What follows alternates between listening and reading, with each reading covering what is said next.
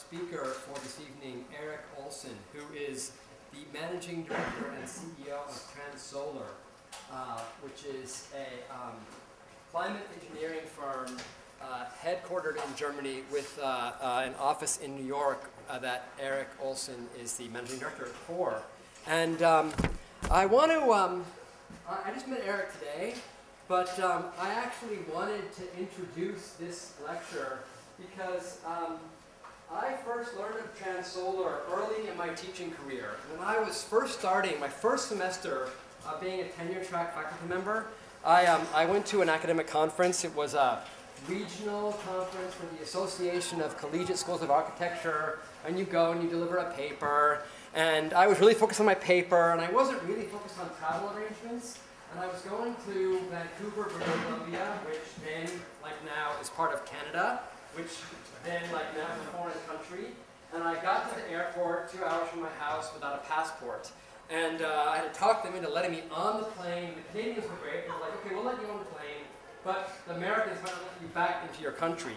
And so I got to the conference, and I was really kind of harried, and I had my paper, but I wasn't really aware of anything else other than the fact that I had botched my travel plans and that my paper was going to be fine.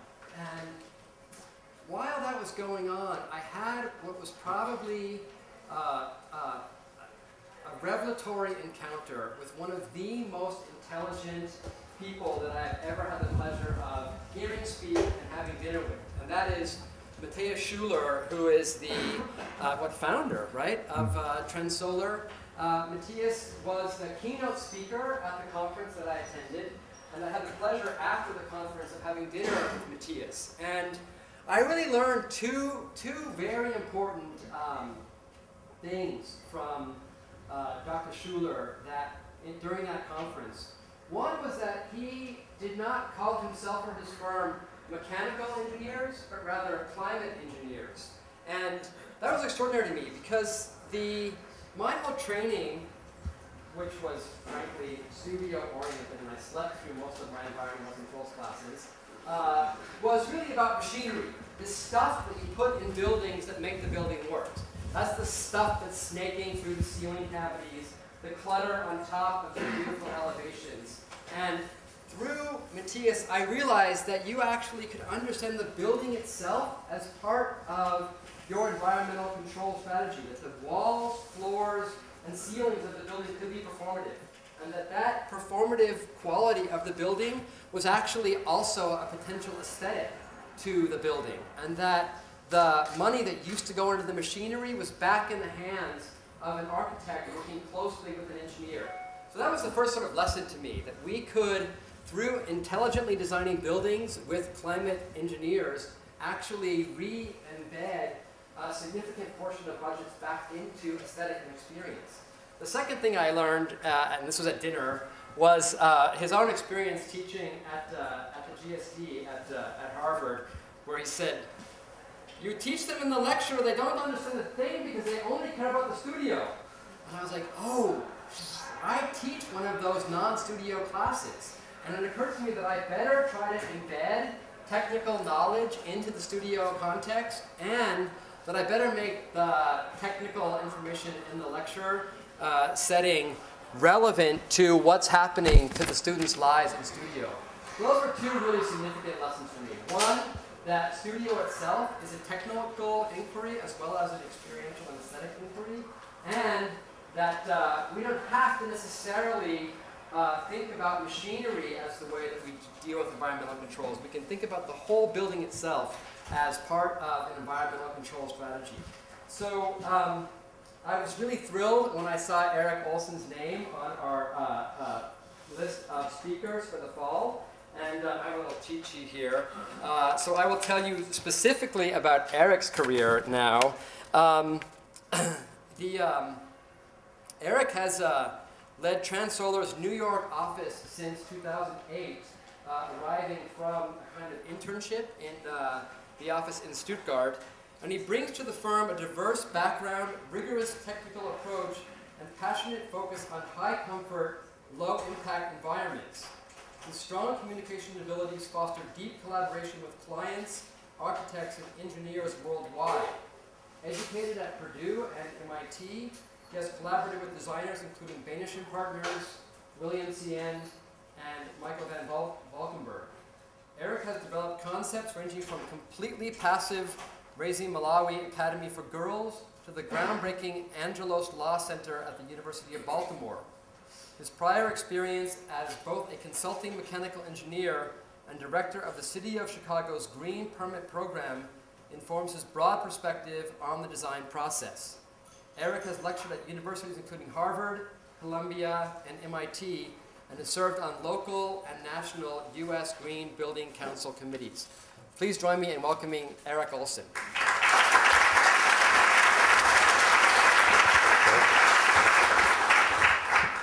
Thanks, Larry.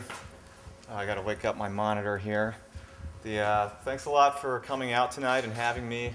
Excited to be able to share some of our work, and especially I want to share with you our process as well. So I'm going to start by explaining a little bit more about what climate engineering really means to us, although I think Larry gave a great introductory description of why that's important. Then really dig in on some of the nitty-gritty to bear with me as we get into the fun technical stuff of how does that process really work. And then we'll look at some projects. And these are some fireflies that if I forget at the end, please remind me so I can explain to you why they matter to us. Basically, climate engineering is all about trying to take advantage of natural energy sources, different physical effects, something like the stack effect, in order to get a really integrated design where you're not relying on systems, but relying on the building itself in order to provide an exceptional indoor environment and inherently use as little energy as possible. And then designing systems, whether they're mechanical systems, lighting systems, what have you, in order to supplement that very passive approach. As you mentioned, we have the main offices in Stuttgart. We have an office in Munich. I just have to give them credit, and our space in New York. I want to actually talk a little bit about our space in New York in just a few minutes. It's very special to us. But our attitude overall is what I want to begin with. How do we, what is our viewpoint on the world? Maybe start to get an idea of it when you look at what our own spaces look like. This is the space in Stuttgart. We're often billed as a sustainability consultant, even though I prefer to be described as climate engineers. But as a sustainability consultant, it's not that I or we reject lead or rating systems. Those are fantastic tools for seeing how you did, but it's not a design tool. It's not a big focus of our process, looking at how you're doing on some kind of lead checklist. And also, if we say we're going to do integrated design and have performance aspects integrated in the building itself, then we reject the idea of form versus function, that you have to choose between one or the other. Our goal is to say, how can we accomplish whatever architectural goals and whatever functional goals, including indoor experience, simultaneously.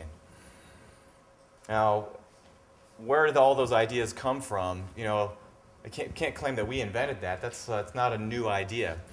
Yes? Is it not on? I think that it is on. Okay. Can you hear okay in the back? Okay.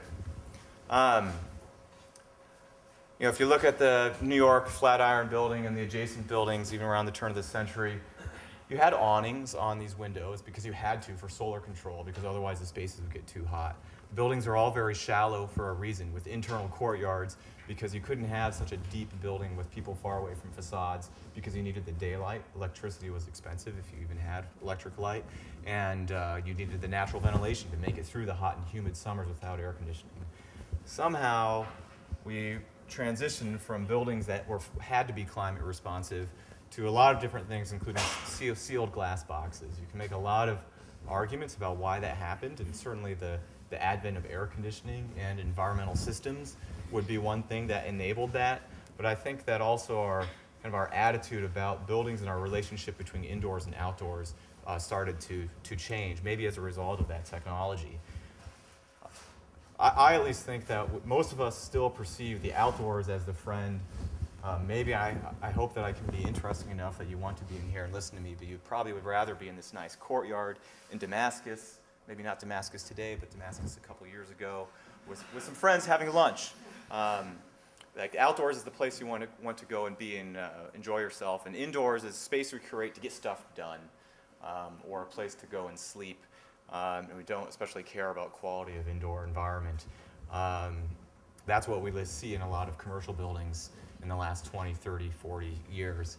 And what that forgets is that outdoors can also be the enemy. I think this is something you're really familiar with here in Syracuse, more so than in New York City. And that's the fundamental goal of architecture, is to provide shelter so you can be inside when outdoors is something you don't want to experience and get something done. So then we're asking the building to accomplish two very different goals. It's something we think of as a very static object. It's a piece of architecture. It just sits there and does nothing. But we want it to be able to, at times when it's very nice outside, open up and engage with that environment, bring that condition inside as much as possible, because it's a real delight to experience that. Versus other times when you want it to mediate and hold those conditions away, perhaps maintain some visual connection, but you certainly don't want to be experiencing the freezing cold snow, rain, thunder, lightning, whatever it is going on outside. So how do you accomplish those two competing goals in a piece of a building that's just sitting there? In general, I see our work falling into three general categories of solutions. So the first category is technology. This is the Loyola Information Commons. It's basically a digital library at Loyola University's campus in Chicago, right along the lakefront, occupying the last lakefront site on the campus there. The lake runs north-south. The campus runs north-south. That means the building wanted to run north-south. Because it took the last lakefront site, there was a demand that the building be totally transparent, and you have all glass facades facing east and west, which is the exact wrong orientation. In order to solve that, there is a lot of technology applied here. So you have a natural ventilation mode on the right-hand side, where this double facade, which faces west, has active shading, which can come down and close the shading in order to keep out the solar heat gain. That creates a small solar chimney inside of the cavity, which is pulling air from windows on the east side facing toward the lake, open up, and it can pull the air across that space. You also do have a more conditioned mode where you're not naturally ventilating the building, such as the cooling on the left-hand side. You have tubing integrated into the precast concrete slab that's providing all of the cooling for the space with minimum ventilation air from underfloor. And this is now, the cavity is now open to the outside instead, just taking the heat gain from the west side and venting it from back outside. So it's a very technology-based solution, but it's still very integrated with the architectural appearance. The precast coves on the underside are shaped to act as an indirect light fixture as well. That's a really high-tech example. We could show lots and lots of high-tech German-type examples. It can also be very low-tech. I'm going to talk about this project in more detail later on, but it's completely passively ventilated, passively cooled, no mechanical ventilation, no mechanical cooling, small amount of heating, school in Damascus, actually. That's where that courtyard picture came from.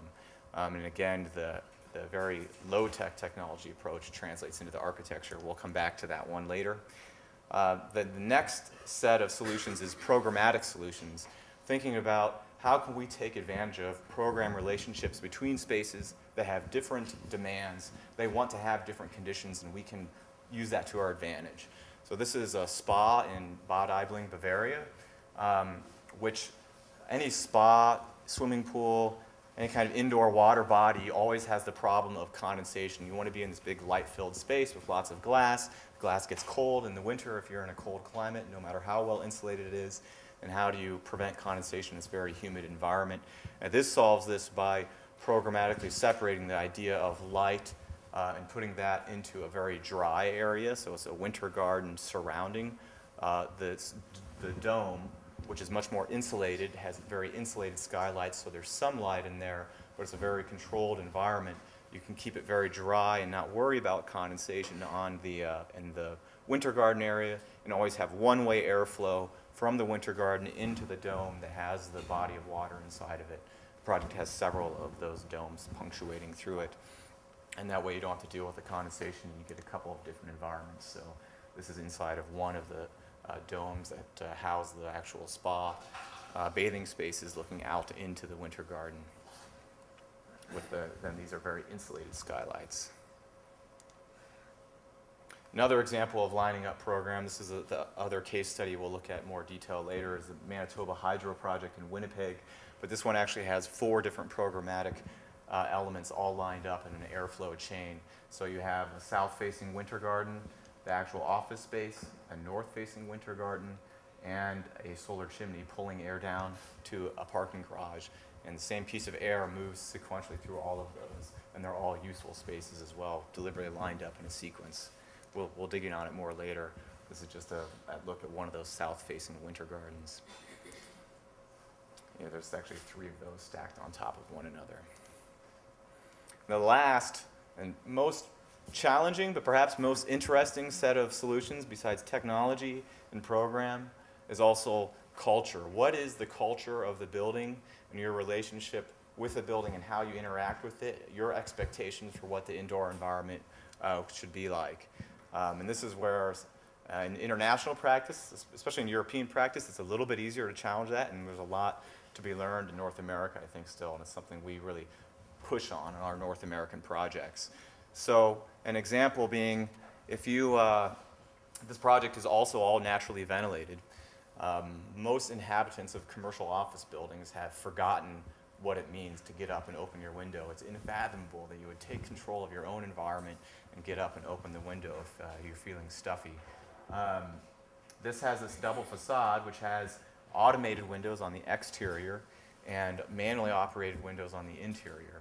And what's nice about that is, besides all the performative reasons of it being there, when it's a natural ventilation day, all of the exterior windows open automatically. And so the appearance of the skin really changes. It's very hard to sit inside the space and ignore the fact that you saw these things moving and now it looks very different. And it's a nice design cue as a reminder that you might want to get up and open your window. There are also performative reasons that you need to have the facade do that, but it helps to change the user's attitude toward the building. Another example being exterior shading, which is such a powerful solar control element. Sometimes it's automated, sometimes it's not. This is a yoga lodge in Berkshires, which has sliding exterior screens for solar control. And the user really needs that in order to control both their glare, but also how much heat they're getting into the space. But it's a pretty strong part of the exterior expression of the building as well. So as you come up and you see all of this wood, both for the actual cladding, but matching for the screens, it's hard to forget that the screens are there, and when you're inside of the space, if I want to do something about all this sun and heat I'm getting into the space, maybe I should open the window and do something with that screen. So we're really interested in what are the kind of design cues that you can provide to encourage people to use the passive features that have been provided for them, but they might not think to use otherwise. So that brings me to the kind of the culture of our office in New York, which is kind of a living laboratory for us, because it's unusual to unless you're in a loft space like this, to have no mechanical ventilation. It's only naturally ventilated. We do have some split system air conditioning, but we try to really minimize the amount of time we use air conditioning by really simple and not high-tech techniques. We have a ceiling fan, and we use it a lot, so that we really try to push ourselves of how long can we keep the windows open as we go into the summer. When it gets really unbearably hot and humid, absolutely we turn the air conditioning on. But we're also recognize that adapting your clothing is important, and we wear shorts and t-shirts, at least some of us do, I do, to the office in the summer. And we easily let the space go up to 85 or so before we turn on the air conditioning. Because we have the ceiling fan, because we have a lot of ventilation, because we have big windows, it really is comfortable. And we actually have an ongoing survey of our own space, recording the data of our space, and surveying ourselves multiple times with a web-based survey of our space about how comfortable we are. We're collecting to help use clients, helping them understand that, yes, you can accept a comfort different than what you're used to. So that's the attitude. Now I really want to dig in on, before we get to some more comprehensive project case studies, how do you get to those projects? What is the approach in order to analyze things? Especially with we can talk a lot about thinking up fancy concepts and drawing nice sketches. Everything starts that way. Sitting at the table together, hopefully with a blank piece of paper, and identifying what do we think the opportunities are for this climate, for this site, for this program, and so on. But ultimately, those start to become ideas that you need to put into a real design and see if they work or not. And that's where you often see people using simulation tools. So whether it's Bjarka or someone else, I worry about the architect surrounded by the swirl of information, being overwhelmed by simulation and modeling information, which is supposed to be informing me as architect about how you do something with the design, but it's very unclear what is the intent of this simulation. What are we trying to accomplish by doing it? That's what I want to focus on for a little bit. Starting with an analogy related to engineering of cars, because in North American practice, it's become very common when someone talks about modeling, the first thing they talk about is whole building energy modeling. It's required for LEED. It's what, if you're a mechanical engineer, a traditional mechanical engineer is capable of any type of modeling. That's probably the tool they have in-house, and doing that in order just to predict whole building energy consumption. And by trying to understand and optimize the whole building all at once is the same as trying to engineer and optimize a car by only studying the entire car as a system. And that's not how you design a car. You break it down into individual systems. You break those systems down into individual components. You study those components in great detail, optimize those, build them back up into systems, build them back up into overall car, and then you've improved the fuel efficiency of your car, maybe made it look better in the process, some combination of those. So for me, those components in architecture are, rather than trying to understand the whole building, it also needs to be broken down into systems. So this is for this Baltimore project that we'll look later on, but different concepts for different modes perhaps, and ultimately into the individual components. Well, what is the individual component? For me, it's the human scale, it's individual space. You don't occupy an entire building at once, and as a person experiencing comfort or driving comfort systems which consume energy, you don't do it throughout the building. You do it in one place at a time. So let's study that individual place and look at what is happening with the light coming into the space. How are you filtering that light or controlling solar heat gating with shading, with glazing, with facade design in general? What are the systems you're using to maintain comfort, whether it's thermal mass or natural ventilation, mechanical ventilation, all of these different pieces of the toolkit you have to control an indoor environment, both passive and active, studying those in much, much greater detail. So that gives you sort of a shoebox. I call it the shoebox model, and we do a lot of shoebox modeling of many different types, thermal, daylight, and so on. We're going to look at some of that. So the design often starts with a lot of possible variations of this shoebox. Of course, they could be infinite. That's the challenge of design. I'm glad that we're not the ones that have to just stare at a blank piece of paper and decide on something to draw on what the building might look like. But eventually, through a process, you arrive at some possible variations, and those may be narrowed so that there's a clear understanding of, if we're going to use this shoebox to ask a question, what are the things worth studying because they're flexible and we might actually influence them to the design? We might make a design decision through the modeling process, and which ones are not flexible because they need to be a certain way for whatever architectural, aesthetic, programmatic, many other reasons, and so there's no reason to focus on studying that as part of the simulation process. And then when you do, before digging in on that simulation, understanding why are you doing it? How are you going to judge the results in order to inform the design? Is it for looking at thermal comfort?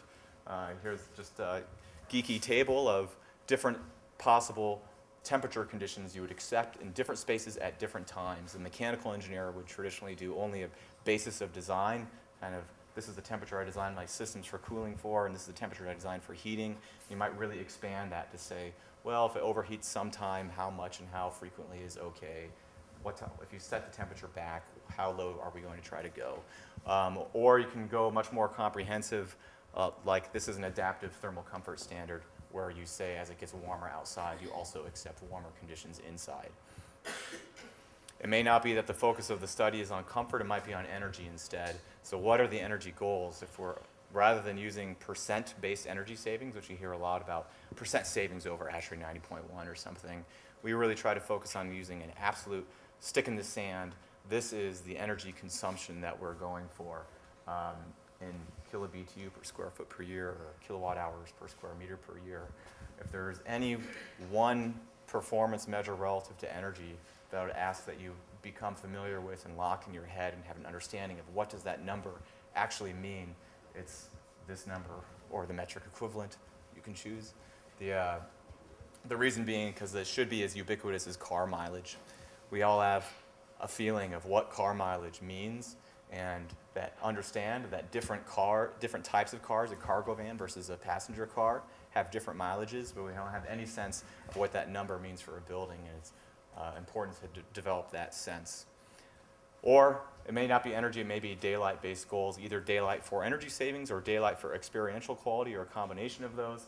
This is a parliamentary chamber being inserted into a courtyard in Ottawa, and a lot of very specific daylight requirements there because it's also broadcast on TV, and the TV guys imposed a lot of requirements. So once you've decided that, now I really want to get into trying to answer these questions. And I realize that I'm missing the 3 questions that I want to ask. So there's 3 questions. The first question being, can it work?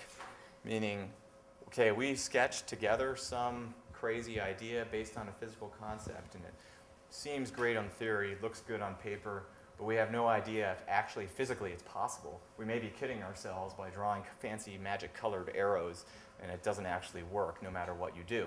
That's can it work? Is it even physically feasible? Versus does it work? Meaning, okay, in theory it might work, but in the context of the present design, the other limitations of this project, is it possible to implement that strategy? And then lastly, can it work better? Hopefully you can make it past can it work and does it work? Like, yes, we're going to do this, but how can we optimize it to improve the performance? And for all of those, by work, I mean meeting these goals that we've clearly defined. So the first example was for an office building that we were working on in San Juan. And because of the way the building landed on the site and so on, you ended up again with the primary facades facing east and west. We need to think about a way to provide good solar control of those. There was no desire to have operable shading, so we need to have a fixed shading. We wanted to maintain good daylight. We decided to really take advantage of the very, very sunny climate there. It's super, super sunny, which we don't have in a lot of Eastern North American projects.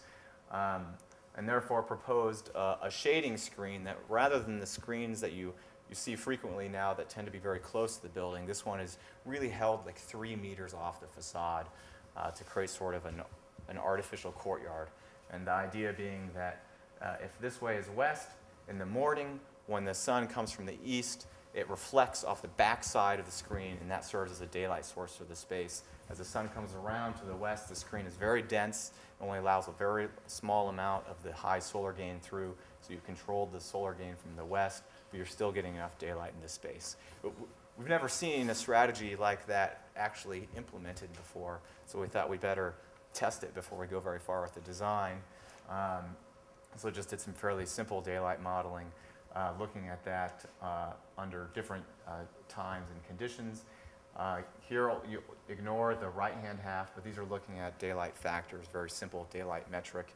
And the conclusion was yes, up to the midpoint, which is all we care about, we can meet our target goals for illumination with this daylight screen. So proof of concept, in theory, we can make this screen work without saying anything about what the screen is. It's only saying, here's our idea about what the physical characteristics for light transmittance and reflection of the screen might be. Let's look at those, and then we can together as a team decide what are the materials that we need to accomplish that. We were also concerned about glare, so looked at glare from the interior and concluded that glare was also okay. The other can it work question I want to look at is this winter garden at another project at Loyola. Fortunate to have this whole series of projects at Loyola in Chicago. They had purchased this existing tower, and then we're doing an addition with some lab and academic space, some student life spaces, some residential spaces, and then this greenhouse winter garden thing intended to tie it all together. Not a real hardcore research or production greenhouse, but a very kind of lightweight greenhouse to grow whatever you can and also have a really nice space there. But since it's this big glazed volume, the desire was that it should be minimally heated and not air conditioned at all. It's meant to be like a greenhouse. No one expects a greenhouse to be cooler, even in the summer, that it will be cooler inside the greenhouse than it is outside. It's understood that a greenhouse is going to be at least as warm as it is outside on a hot and humid summer day. So we focused on a ventilation strategy with cross ventilation, low and exhausting high, with some shades. And the question we wanted to ask was, well, with all of this glazing, how much opening area do we need, and is it really possible to not have this greenhouse be like an oven just overheating without any kind of active cooling? The space is just naturally ventilated. The thermal model divides the space up into 3 different nodes, low, middle, high, and includes these shades. And this is an example where there isn't any clear metric in order to understand the performance of the space, because we're not looking at absolute thermal comfort. There's not an expectation that in the middle of the summer, if it's 95 degrees Fahrenheit and 60, 70% humidity outside, that it's extremely comfortable in the space here. It's just not so much worse than it is outdoors. So we made up our own metric, which we gave a really nerdy name, ambient relative indoor degree hours, abbreviated ARID, which is a special purpose metric only for this project, looking at how much warmer is it inside relative to outside and for how long. And mainly to show the point that if we do a parametric study, the colors are representing the value for that metric. You look at the performance of the glass for solar control. You look at the ventilation rate, assuming you get some ventilation rate through the space. None of that matters. The only thing that matters is having those shades. You put the shades in, green, no problem. That's as cool as you're going to get. No shades, it's going to be orange and yellow, and it's going to be hot. That was the proof of concept, can it work, without saying anything about how we actually achieve this ventilation rate. That goes into the next set of questions of, does it work? If you want to achieve that ventilation rate, what do you need to actually do to accomplish that? Can we actually provide 20 air changes? And in this case, looking at a variety of different possible configurations for openings, and concluding that yes, with a couple of these sets of openings, we can meet values very similar to this, and it still fits in the context of this greenhouse, that we can have openings basically only along this trench at the bottom and along this outlet along the top. And actually that study ended up reducing the amount of opening area, which was initially recommended just based on a rule of thumb. And it was more than it could really fit in, but then we were able to reduce it by 20% and really save some money on the project. So this is under construction right now. One example of it does not work question is for a lab project we've been working on at Amherst College with Banish, which is a big, very large planned building. I don't have exact numbers in my head, but I want to say that this dimension at the lowest level is at least 200 feet. It's really super spread out. There are a lot of other contextual reasons of why it needed to be that way, but we wanted to try to take the idea, the internal atrium, which is intended to be part of the design, study different forms of the atrium to see if there's anything we could do to give an atrium form that kept the floor area they needed and provide the most optimal daylight. Studied all these different atrium forms, and the conclusion was no, we can't do it, sorry. It just doesn't work to try to use this atrium as a daylight source for a lot of the spaces. Maybe it improves the situation a little bit in one spot or another, but it just doesn't really work. Then the last category of questions, can it work better? So this is a vented solar wall. This is sort of a reinvented name for a trum wall at Dartmouth College. It's just one small feature. It's only that portion of the building. It's about 1/6 maybe of the total facade, but it's facing south. And in winter, it works very much like a classic trum wall. So you have an uninsulated, thermally massive wall, which is behind a continuous insulating double glazing. And the idea is that the sun comes in, heats up the thermal mass. You just have punched window openings inside of that massive wall. The heat is stored in the thermal mass during the day. It's gradually re-radiated to the space at night. And then in summer, the problem with trum walls is that they can overheat very easily. That's kind of what went wrong with all the 1970s passive solar buildings. Didn't think about the summer part. So here you have operable shading again, which closes in the summer in order to, and you have louvers at the bottom and top that open so it can just be vented to outside, and you get the solar heat gain out of the cavity. And then there's a natural ventilation mode that's in between where you might regulate those to maintain some target temperature in the cavity. You can open your window into the space and get a sort of a natural ventilation. The initial studies of this, we knew that it worked. These are the results looking at just does it work at all with some initial modeling and studying of how can we set this thing up. And the goal was to show, to justify this approach, which is also just very important architecturally to have this as a feature on the building, looking at the heating energy and saying, well, we could do a 50% punched opening wall with triple glazing. That's sort of the baseline. And does this use less heating energy than that? And the answer is yes, it does use less heating energy than that. Does it use at least not more cooling energy than that? And the conclusion is yes, the cooling energy is about the same. So you get this nice feature wall, it uses less heating energy. More importantly, I think, is the experiential aspect of that, this idea of natural ventilation from the cavity, that how can you really stretch the outdoor conditions, the quote outdoor conditions, so you can open your window for a lot of the year. So this is the number of hours in the year that the temperature falls into all these different ranges. So the dark green is outside, and it gets really cold. It's like any New England climate there outside, really spread out. And the idea of the cavity is to take all those temperatures and push them into this comfortable range of, say, 50 to 80 degrees Fahrenheit, when you might actually want to open your window into the cavity. And the design accomplishes that so that you can, even when it's, say, freezing outside, it's, say, 60 degrees inside the cavity, you can open your window and get a form of natural ventilation. That's all without addressing this final question. This is a brand new process. So this was one of our first test projects for using an evolutionary optimization in order to further improve that, because this is perhaps the most geeky thing in my entire slideshow here is a completely non-architectural problem. And I think that's important to recognize. The successful implementation of these things is only partly about the architecture and just as much about how they work and how they're controlled.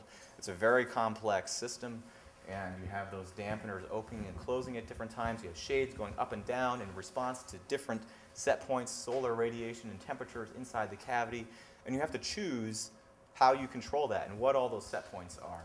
And these first results were based on kind of guessing, based on experience. These seem like the right set points. But then when we plugged it into an evolutionary optimization algorithm, which can much faster than we can explore a huge range of possible solutions, it took us from, on this chart, this is the natural ventilation potential, so the percent of time that the cavity is in that temperature range we want it to be. And the vertical is annual site energy, so how much energy you're consuming. So ideally, you'd be way down here. You can do natural ventilation all the time, and you're not using any energy. And we started somewhere out here in this cloud of points with the control scheme that we assumed. And by not changing the architecture at all and just optimizing how we control that thing, this is only in simulation right now, we're able to move it to this point. So it's a big improvement. That's kind of the extreme end of can it work better. The more typical end, what's kind of exists for us in all of our projects, we end up getting into studies of facade design and solar control. What is a solar control or insulation strategy? Very often we're including radiant systems, as I showed in the information commons already. And there, the problem with any type of radiant system, especially active slab, which this is for the School of Nursing at Loyola University, is it has very low cooling capacity. So that means you have to really control solar gain very aggressively if you want that to be able to maintain comfort. So this is studying for a variety of glazing amounts and a bunch of different shading types. How much does the space overheat? Each of these bars is showing the amount of time that you'd overheat. We set some target that we want to be underneath that. And the result is that you don't get one answer that this is the way you have to do it, but here are your choices. You can choose this, or you can choose one of these. You could do a more aggressive shading strategy and then have a little bit more glazing. And it becomes a discussion. And because it's the shoebox model focused on one space, it's different for every space. That's a very open plan digital library type space versus a north-facing private office. The answer will be different. The last piece of can it work better that I want to show is not a kind of numerical or simulation-based process, but just the working process of actually working through how do you make all those parts and pieces come together, because the details actually do matter once you have the idea for the concept. So on this School of Nursing project, it has another solar chimney. This one's actually a reversible solar chimney that in the winter draws air from the top down into air handling units, and then in the natural ventilation season pulls air into this solar chimney space from the spaces on the side. But all I want to focus on is the termination condition here. Up at the top, it's very important when you have these natural ventilation exhaust strategies that the exhaust doesn't face into the wind. You don't want to have an opening in the face of the building facing into the wind. And in this case, the prevailing wind direction is from over here. So if we just put something in the face of that solar chimney, it'd be the wrong thing to do. But there were a lot of reasons that it was not so easy to just incorporate a leeward side exhaust directly in the diagrams. You see it there. So we propose some ideas. We send these sketches over to the architect. They say, you know, and we don't really like any of those. Those don't work for us for a variety of reasons. We're concerned about rain getting into the cavity, and it could look bad if the glass gets dirty. Really nitty-gritty stuff like that. Also have to work through all of those different modes for something like that works. Has all these parts and pieces, dampers, louvers. What positions are those in? Hadn't really decided yet and had to kind of talk it through. Also realized we needed to look at the relationship to this mechanical component, air handling unit down the basement, and how do you connect to that? How does it work? The real aha moment in trying to solve this termination, which was kind of an outstanding issue for a couple weeks, several weeks maybe, kept on going around. The architect suggested he could use the stair tower right behind this solar chimney. Has one half needs to go all the way up, but the other half gives you this leftover space that you could exhaust into and then use that as part of the exhaust. So he just did this sketch and asked, is this the right idea? Are we solving the problem with this? And finally, through what was probably 10 times of going around trying to solve this problem together, he proposed a solution that worked, and then that was developed into their drawings and the final solution, which works. This just opened this fall for classes, so we don't have the nice photos, only my own photos of that right now. Here's the solar chimney. You can just barely see some louvers into that space we were just looking at, and a little weather shield up above. This is the fixed shading that one has as a result of all the shading studies. The last thing before we get into project examples that I want to emphasize with that entire process is that everyone likes to look at fancy charts, at pretty colors for directors, as a CFD is sometimes called. And that's not always the answer. Sometimes, as an engineer, the starting point for us is to start with rules of thumb or very simple hand calculations, maybe not so simple hand calculations, but still something that's technically a hand calculation. And that will provide much more guidance than just diving in and saying, oh, because we have this simulation tool, we have to use it. And instead, we could just do a hand calculation, which provides a much more reasonable first answer for the problem. Once you've understood all of these individual spaces and how they add up together, then you can start to look at the systems of how they add up together. In this example, how the winter garden relates to other spaces. And then finally, you get to the whole building performance and what is the energy consumption of the whole building? What are some of the other whole building aspects? So with that, I want to move into the 3 project examples that I have. Get some water first.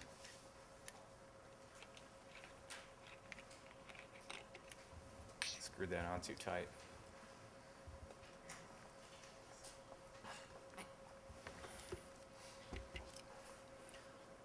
So the first example is this French school in Damascus with Atelier Lyon from Paris. Right away you see it's a really great space inside, mainly because it's so very shallow, so you get exceptional daylight quality all the way across the space with windows on both sides in this case. That's, the school is really nice in that kind of climate. You can spread things out, so you have these are individual classroom pods, so each one is just 2 classrooms stacked on top of one another. And the design really takes advantage of the typical desert climate that they have there with the really extreme temperature swings. So they have summer temperatures that during the daytime begin to approach 40 degrees Celsius, so getting to 100 degrees Fahrenheit or maybe a little bit above.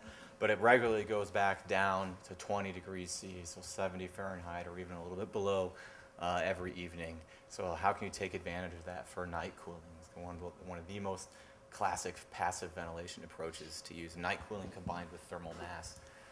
So here in the summer, during the day, all of the thermal mass, which is primarily in the floor slabs and in the roof slab, has been pre-cooled during the night.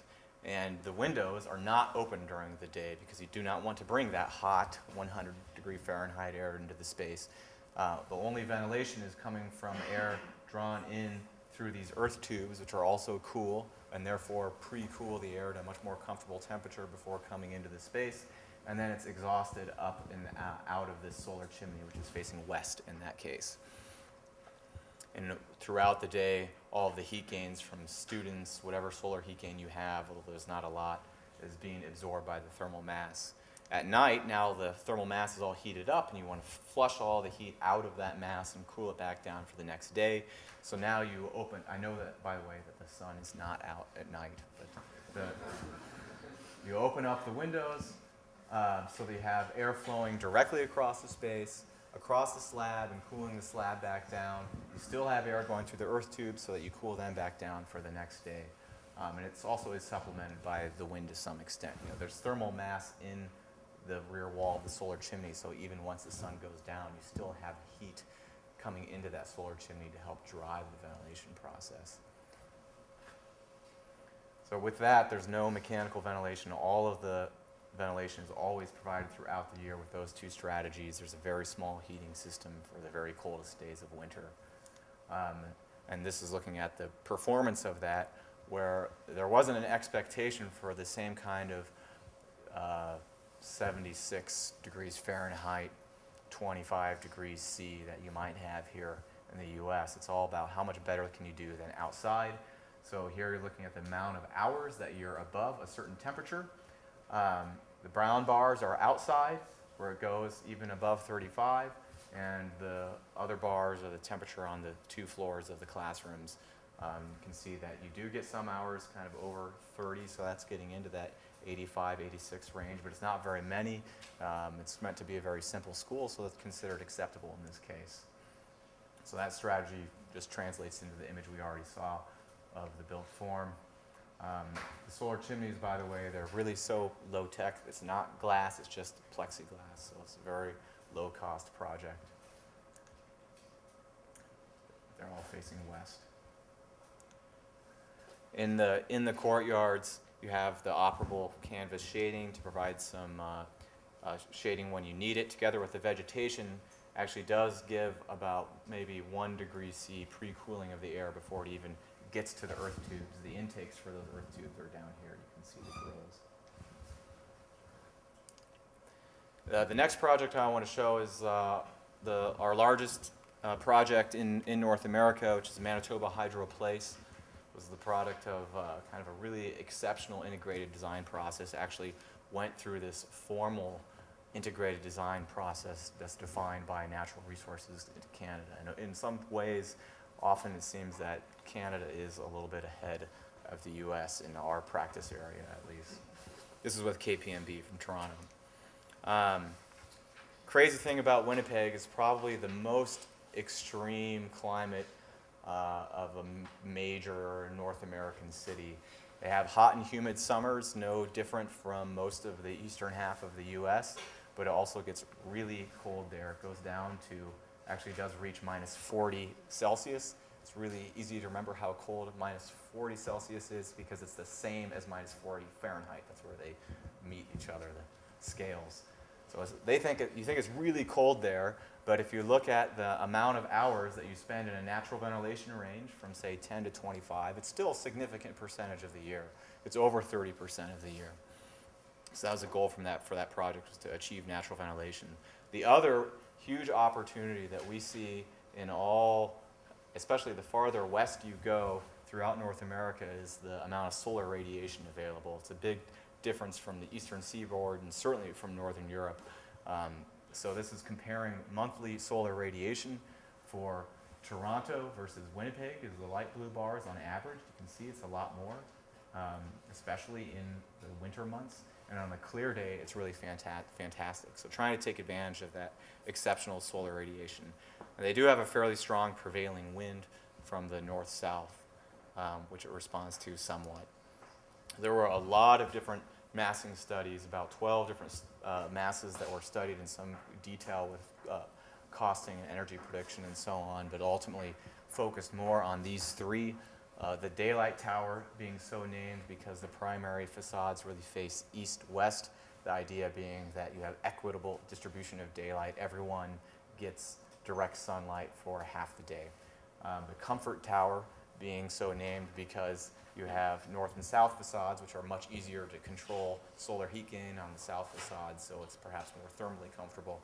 And the design chosen is the solar tower, where you splay these two office bars apart to create a south-facing public shared space so that everyone gets access to the solar energy on the south, and the offices then are facing, again, east-west. You know, the problematic east-west orientation is just always described as being problematic if you don't use aggressive solar control. It's absolutely the case, but once you have any kind of exterior shade, really aggressive solar control, it opens you up to be able to use east-west orientations without penalty. So here you have the double facade, which is used as a sort of a buffer zone and has that exterior shading in it, which can control the solar heat gain on the east and west.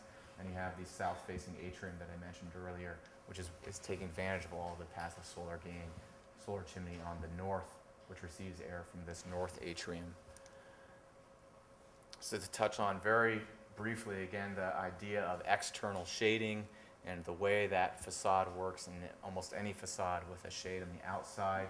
It's not only the air temperature that affects your comfort, it's also the radiant temperature of all the surfaces surrounding you is equally important in measuring your comfort.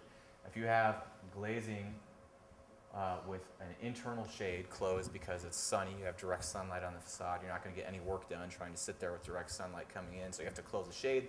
Shade gets really warm, and you're surrounded by warm surfaces, and you need to keep the air temperature very cool in order to stay comfortable. And you've let all of the solar heat gain into this space. If you move the shading outside of the facade, you've controlled that heat gain. Now this surface is not nearly as warm. When you use the radiant system integrated in the concrete, you cool that surface as well, so that the average temperature of all the surfaces surrounding you is much cooler, and it allows you to keep the air temperature a little bit warmer. So that strategy is applied in a lot of the projects that I'm showing, and it's an important part of the project here as well. That's kind of the concept in a typical space. All these airflow configurations I mentioned earlier have different roles in different seasons. So in winter is where you really have all four lined up. That south-facing winter garden has all of the mechanical ventilation for the building comes in through that winter garden. There's one winter garden that serves 6 floors, and there's three of those stacked on top of one another. And it's only heated to 50 degrees Fahrenheit. And then the sun provides additional heating of the air. So on a sunny day, it will be warmer than 50 degrees inside the winter garden. But it's understood and considered advantageous that you have this floating winter garden temperature experience inside of that space. Then the mechanical ventilation heats the air additionally if necessary. It's delivered out to all the offices, goes into the solar chimney, exhausts downward into the parking garage. So you also use it for the ventilation for the parking garage. But you recover the heat from that exhaust air and take it all the way back to the inlet and use that to preheat the air coming back into the space. It's just an example of what is that winter garden space actually like. Again, this is simulation, and then you can go and measure the actual space and compare. The green is the atrium air temperature. So it's always sitting at 10 degrees C, but then here's a really sunny day, and it actually goes up above 20 degrees C. So you're only providing heat to heat it to 50 degrees Fahrenheit, but it goes up above 70 even on a really sunny day. And this is when it's really cold outside. You see the brown here is outside temperatures. It's well below freezing the entire week. In summer, the winter garden does its own thing. It's just naturally ventilated to outside, but you pull air through it still, cool and dehumidify, deliver to the offices, exhaust out of the solar chimney. and now only the exterior skin of the facade opens up so you can vent the heat gain from the shading out of that facade and keep it from overheating. In the natural ventilation mode, the winter garden again is doing its own thing, and now you really put the solar chimney to work because that's what's pulling the air through the space for creating the stack effect potential to pull the air through the outer facade, through the windows you open up and out of the space. So then when you look at all of that, coming back to this number, you get a final energy consumption. In this case, the total site energy, all things included, is 55 kilobtu per square foot per year. In Canada, you have to do everything relative to the model National Energy Code for buildings. So you get a 60% savings over that. I don't really like the percentage-based numbers anyway. This is another example of just comparing the energy savings. To me, what's the more important lesson on this project is these types of projects require very extensive commissioning. Once people have moved into the building owner needs to be committed to really fine-tuning the building to make sure that it's working properly. So this is the rolling annual total energy consumption. So each bar is the energy consumption for the previous 12 months of the building since they moved in. The red line is sort of the modeled predicted energy consumption. And when they moved in on day one, the building wasn't even really fully commissioned before they moved in. And they were consuming almost twice the predicted energy consumption. But by working out all the kinks, solving all the problems, having an on-site energy manager who really understood how the building was supposed to work and was chasing all those things down, they brought it down below the predicted energy consumption, which is pretty exciting. Also with the natural ventilation mode, they measure all of this, and in 2011, the number of hours that they operated the building in natural ventilation mode, meaning that all the mechanical fans are actually off in the building, was 38% of the year. So even more than the 30% I mentioned that the climate suggests. So some more looks. There's the outer facade again. This is one of the winter gardens with a stair going up in it. There's mechanical units hidden under these benches, and there's mechanical intake happening at each of these. Solar chimney is an important part of the building as an icon for the Winnipeg skyline. Oh. So the last architectural project that I want to show is the law school at the University of Baltimore, which for us is exciting because that'll be our largest project in the actual U.S. so far. Winnipeg, unfortunately, is not actually in the U.S. It's also in Canada, so we'll be glad to have a project that's over 100,000 square feet in the U.S. What's really different about this project versus everything else I've shown so far is that it's very programmatically diverse. All the others were kind of very single program. This is a school, this is a digital library, this is an office building. This is a mixture of all of those. It has faculty offices, classrooms, it has a moot court, it has a law clinic where you can go and get free law consulting services from law students. It has a law library. So all of those have to be addressed and studied. The other big challenge with Baltimore is that it's really humid there. It's right next to DC. It's basically the same climate as DC, and we all know that DC is kind of like is built on a swamp, and it feels like it. So you look at the ASHRAE's comfort limit is 11.5 grams per kilogram humidity ratio, and about 25% or close to 25% of the hours there are above that. So you really have to deal with humidity. And there's very little wind, actually. Okay, it looks like there's wind, but the wind speed is mostly the blue, which is low. So let's use some of the variations on the themes we saw before, but there's a bigger emphasis on the cooling mode in order to have has all automated windows, because in this case it's still using the active slab radiant cooling to cool, and if someone opens a window when you have that cool surface inside of the building and it's super humid outside, you would have condensation. So here this uses a very aggressive solution which says we're going to automate all the windows, and if it's 90 degrees and 80% humidity outside and you shouldn't open your window, you're not able to. The button that you press to open the window doesn't do anything. Trying to make it user-proof, I guess. There's a big discussion on culture of whether or not you should do that. So there's mechanical ventilation delivered low into all the classrooms, more typically in offices, but in every case, it transfers into that atrium. The goal is, because you have this atrium snaking down through the building. If you're familiar with, this is another Banish project. If you're familiar, that's kind of, with Banish's work, it's kind of a unifying theme. You always see these snaking atriums. The goal is to avoid putting any new air into the atrium. You're just conditioning the atrium to be a transfer air from all the spaces, because it's just a transitory space. You shouldn't use a lot of energy putting air into the atrium. And there is a natural ventilation mode as well then, so there are a lot of times of the year you can use natural ventilation there, and so then the button for your window does work, and you can open your window up, and that then transfers across into the atrium and up and out of the atrium. In this case, there was no easy way to incorporate a solar chimney in the design, nor is the prevailing wind very strong, so this uses basically the sailing by motor approach, that it has an exhaust fan at the top, which is being used to drive the natural ventilation. But that's really common, because if you have an atrium, you have to have a smoke exhaust anyway. So there's already big smoke exhaust fans on top of the atrium, and you just use one of those smoke exhaust fans, run at very low speed. It uses very little energy, and that drives the natural ventilation through the building, through the windows and across all the spaces. So what's interesting with the programmatic diversity is that it's expressed in the facade and requires more careful analysis of several different facades. So there's an office classroom facade, which has a sort of pseudo double skin, which was primarily applied not as much for performative reason as for the desire to have the building look glassier while still only having 50% openings in reality. So you have exterior operable shading. You can see a theme here with the shading. It's just Venetian blinds, but then it has this glass rain screen in front of it with small gaps, high and low, to allow the heat that builds up in there to be exhausted out in the summer. And in the natural ventilation mode, you're still able to pull air through that facade. That's very different from the library facade, which has this checkerboard pattern of low-high windows with opaque panels alternating, and no exterior shading.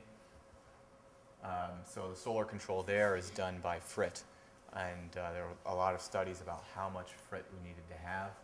And then lastly, the atrium itself is just 100% glazed curtain wall, and it just has, because the daylight is not as critical, the atrium facade is not such a useful daylight source in this case, so the fixed shading was okay, just blocking off the solar heat gain from the high angle sun. A lot of work went into studying all those different programmatic spaces, which have different occurrences of different facade types on them. These are studying how much overheating do you get with different facade variations. And the office classroom facade, because it has operable exterior shading, is no problem. That's the sledgehammer that takes care of all solar control issues.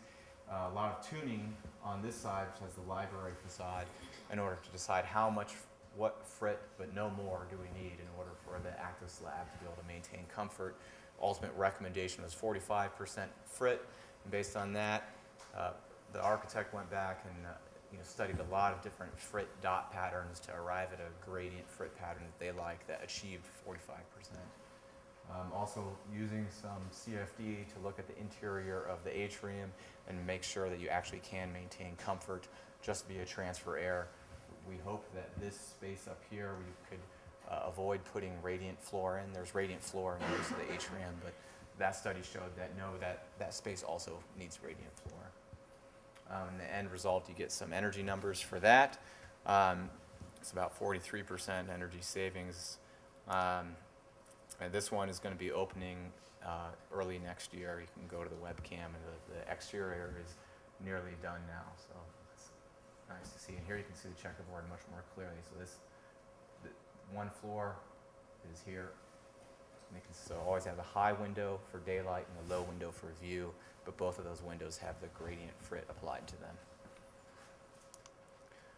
So the last thing I want to close with is less architectural and more fun project. Maybe that's implying architecture isn't fun, which is be unfortunate, but this was the installation that we did at the Biennale in Venice, not this summer, but 2 years ago now. which we did together with Tetsuo Kondo from Japan, which we made an artificial cloud inside of the Armory building there. The physics of real clouds in the atmosphere are quite complex and not something that I can claim to be expert on either. The physics of an indoor cloud are very different because the scale of feet versus scale of miles. To make an indoor cloud, if you want to have water vapor that's visible and make it very humid, the problem is that humid air actually rises. It's less dense than dry air. So if you just pump steam to make a space full of humid air, it will go straight up to the ceiling. But we wanted to make a cloud that you could walk up through. You have to be able to come out of the top of the cloud. So to do that, you need to have a superheated air that's very warm but still dry up above.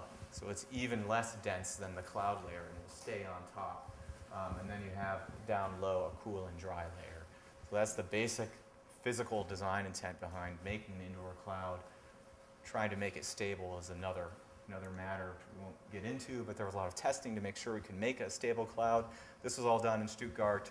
In Stuttgart, they also, besides having lots of engineers in Stuttgart, there's also a lot of cabbage. They only use their cabbage storage barns for half the year. So the other half of the year they're empty, so we were able to rent a cabbage storage barn and use that for some mock-up testing before we went down to Venice and tried to make this cloud actually in the Armory space there. So this is actually as you came into the installation. You can see the cloud there. These grills are where the cool, dry air for the bottom layer came out of. You can see them again there. And the idea of the ramp is to have this very thin steel ramp that you as a visitor could walk up the ramp, through the cloud, above the cloud, and back down, experiencing not only the visual aspect of walking through the cloud, but also the temperature aspects. You're going through these three very different climate zones, so to speak.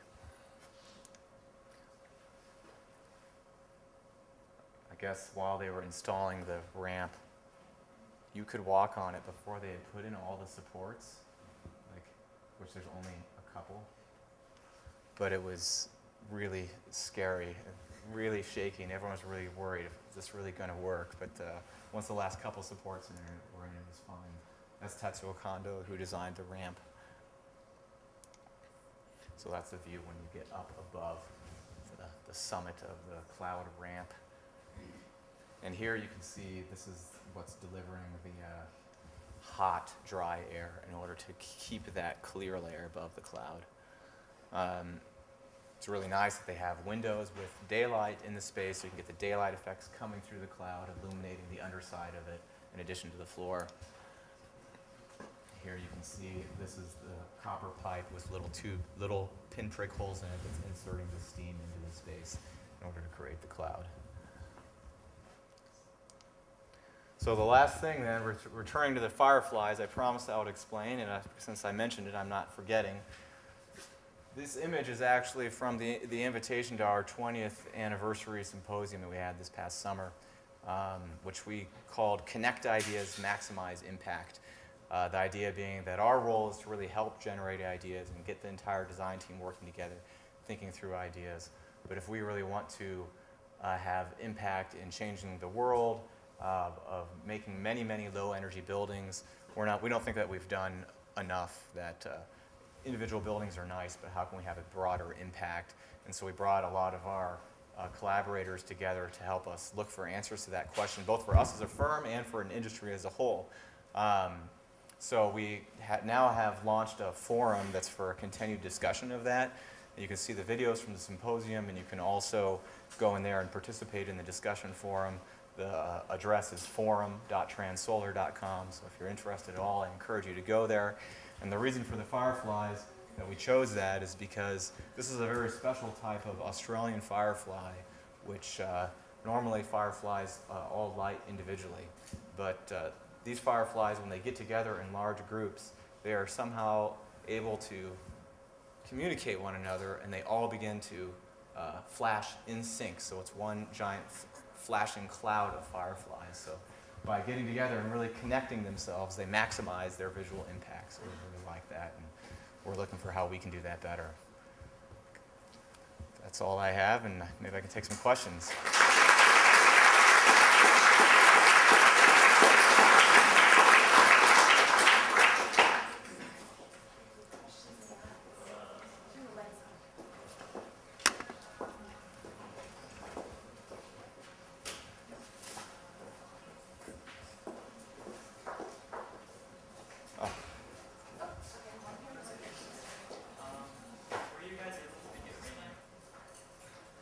No, the cloud is not meant to rain. No.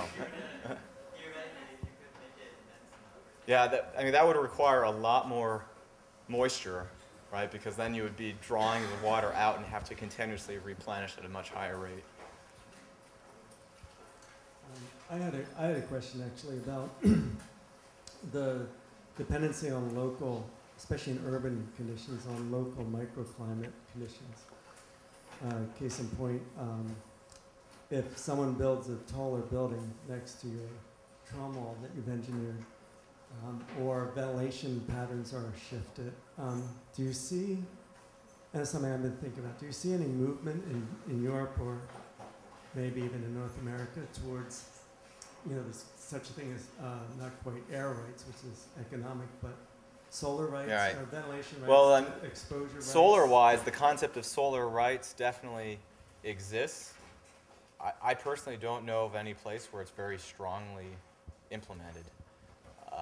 If you invest that much in your building, right. with the intent that you will have exposure to the sun. Right. I agree it's important.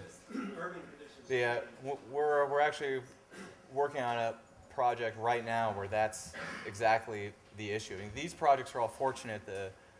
Manitoba Hydro, no one's going to build anything that tall around it. Most of the others are similar. But if it is a really urban condition, we have to think about that very carefully. And for this project is in downtown Chicago that we're working on right now, and it's at State and Pearson Streets for anyone that knows Chicago, and it's there's a lot of tall buildings kind of to the north and to the east, and it's pretty well shaded by buildings to the east, but the southwest is pretty well exposed. But we don't know that it's going to stay that way. So we actually have decided to take the conservative stance from two different standpoints, that for daylight design and kind of passive solar heating, we will assume there might be something there and not have a design that's dependent on that. On the other hand, for shading design, we have to design based on today's condition that there isn't anything there and we need the shading. So we're just trying to deal with all possible scenarios. In the same way for wind, because wind conditions are so unpredictable in those kind of environments, rather than relying on a prevailing wind, what we're hoping to do is have louvers in multiple directions, and you can just respond to where is the wind actually coming from and exhaust on the side you need to. I don't know about kind of ventilation rights or solar rights. It's really, really tough. Right. It's like in New York, and had like buy a condominium for a view, and then the view could be obscured. Yeah, exactly. But I don't think you have any rights. There are concepts that exist. Like in China, they have the law for residential units. Exists in other places too. You always have to have 1 hour of sun on residential units. Now, Switzerland also. Yeah, but I don't know how they deal with future neighbors' impact. If you build a new building, you have to prove that you're not taking that away from an existing building. Yeah, first building has the rights. Yeah. And then the second building will have to subjugate first. Okay. I see it as emergency. Yeah.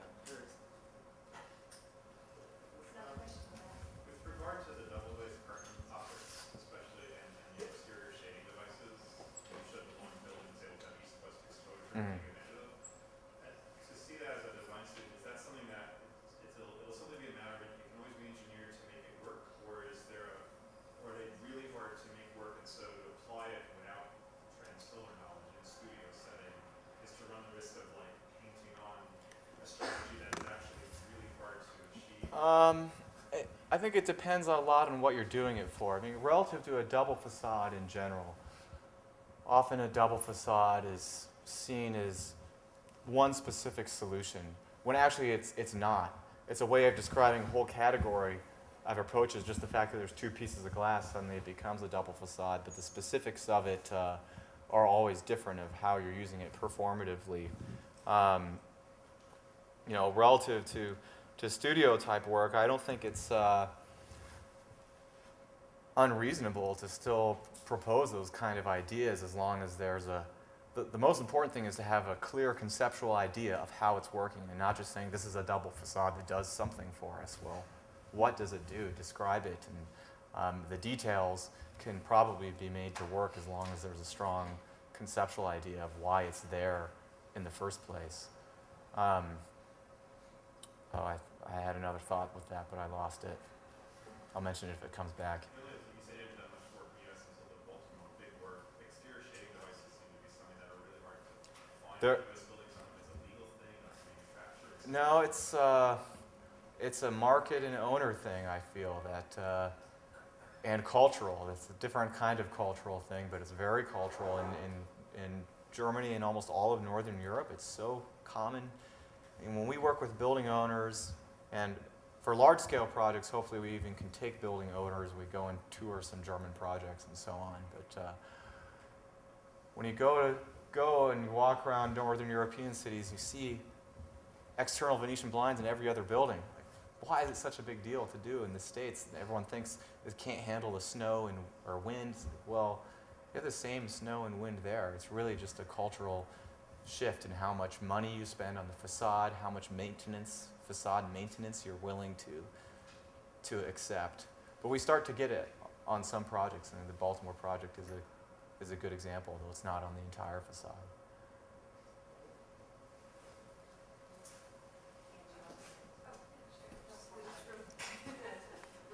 Follow up on what you were just saying. I've been thinking about the life cycle and costs of some of the projects that you were talking about, and wondering precisely that. If you've come upon projects that the client decided ultimately that they wouldn't go ahead with some of the strategies being offered, maybe because they expect that the building doesn't have a very long lifespan. Right. And it's not worth it to them to go ahead and invest in that way. It certainly happens. I mean, we don't get everything we want on every project.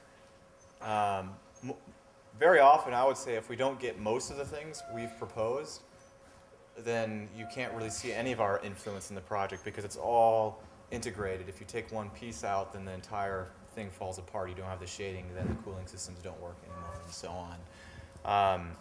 But if someone is very, very first cost and especially life cycle driven, as you get to a certain point of performance, it is very hard to sell them on that. And these kind of projects are not driven only by cost, but by the desire to do something different and make a statement with a very high performance building.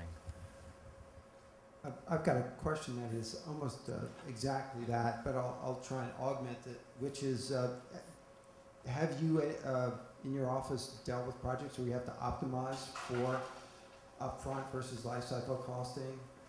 And if not, I mean, isn't that sort of a necessary step if you're going to do it at scale, instead of just in the occasional building where somebody wants to kind of present a more forward profile? Yes, I agree. It's a necessary step. I don't feel that we've dug in on that so much on a lot of our projects. And it's also in response to the architecture.